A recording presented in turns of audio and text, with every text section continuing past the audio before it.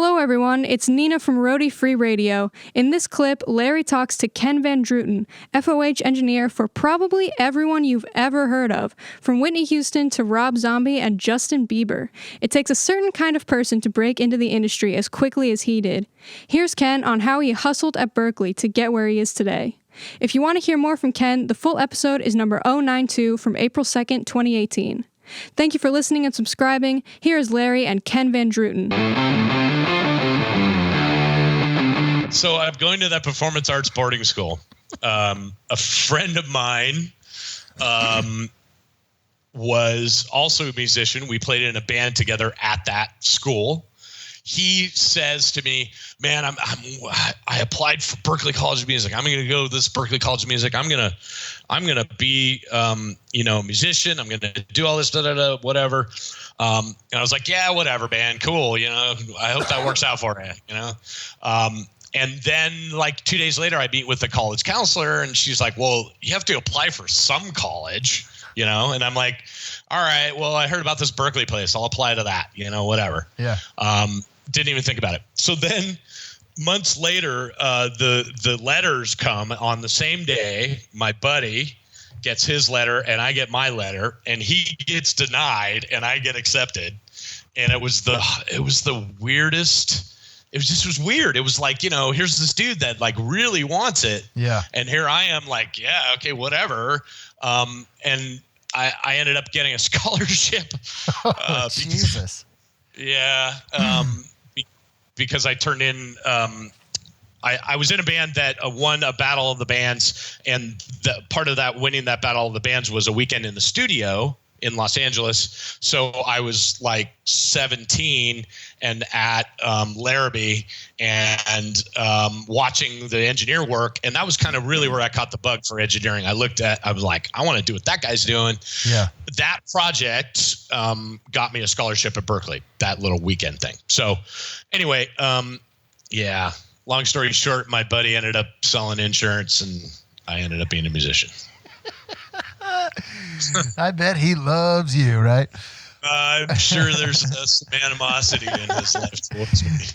Wasn't my fault. I didn't, it's not like I took his, I didn't take his spot. Right, exactly. There's spots. I just got in and he didn't. I don't know why. All spare and love and war, buddy. Oh, man. So I got to imagine, though, that little turning point, getting you 3,000 miles away, was a good thing with you and your folks, right? Yes and no. My father, being a doctor, surgeon, really wanted me to do that. Oh, all right. So you an only child? My family. Only yeah, child? I am an only child. Yeah. I was adopted. Okay. My family is like, everybody in the family. It's like 13 doctor MDs that are, my cousins, my nephews, everybody in my family is an MD. So my father expected me to be that. And it was a lot of the animosity between us, me growing up, was that I was like, no, that's not what I'm going to be. I'm going to be a musician. Yeah. I think they encouraged me and they were happy that I went to college. Any college, but weren't so thrilled about me going to music college, probably. So, I had to, listen, I was raised upper middle class and had a lot of things given to me. But my parents, in the right way, I think, were like, all right, you want to go to music college? Well, you got to pay for, you got a scholarship for the actual college, but you're going to have to pay for your apartment and pay for your stuff and whatever. We're not paying, we'll help you if you absolutely need some help, which they did a few times. Yeah. But for the most part, I was working 2 jobs. I was working at that studio, and then I was also parking cars. I was a valet parking guy. All through college. So I was working 2 jobs. I was going to school, 10 hours a day and making it through college like everybody does. Nice. And how was the Berklee experience for you? It was great. Because I tell people this all the time. It's as great as you make it out to be. You could go through Berklee and kind of just cruise through and be a pretty average musician.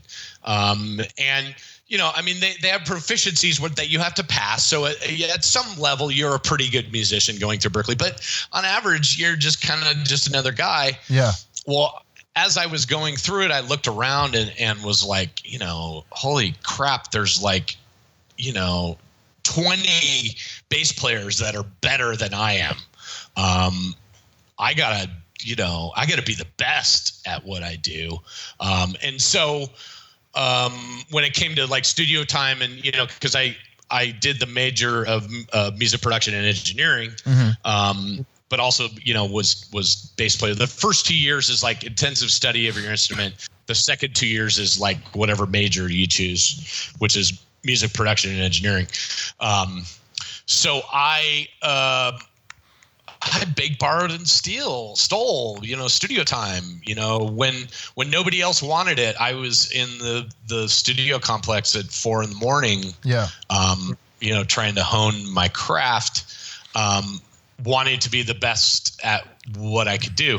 And so, was my Berklee experiences great? Yes. And it was great because I was borrowing, and stealing every moment of it. The guys that just go there, they purge out music production and engineering department at Berklee, like floods the industry with like 300 people every year. Wow. Right?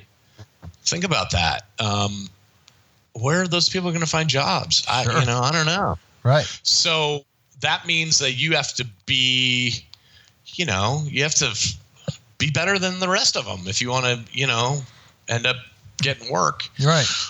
Which clearly coming out Magna Cum Laude, you pulled it off. Yeah. And I won a tech award there, which was pretty cool. Yeah, but only because I was like, I was very aware. I looked around and went, holy shit, there's a lot of really good people here.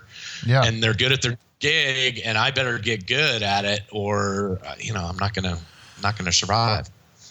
Was there also that point of like, well, it is, I guess you said it, like, the point of like, yeah, I'm not the best bass player here, so I better find something. I mean, I imagine if you're going there just to be a musician as well, you're thinking, 100%. Holy shit, man, there's 8,000 musicians, whatever, every year, and bands that don't make it. I mean, for every, Jane's Addiction or Smashing Pumpkins on your list or Justin Bieber, there's scores that you never hear from or you've heard from once, and then that's it.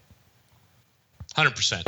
Hey, what's happening, roadies? It's Larry here. Just wanted to thank you so much for listening to this short clip. I really hope you got something out of it. If you can take 2 seconds to head over to iTunes and drop us a review or a comment, we would greatly, greatly appreciate it. Keep listening, keep coming back, stay healthy out there, and remember, no roadies, no rock and roll.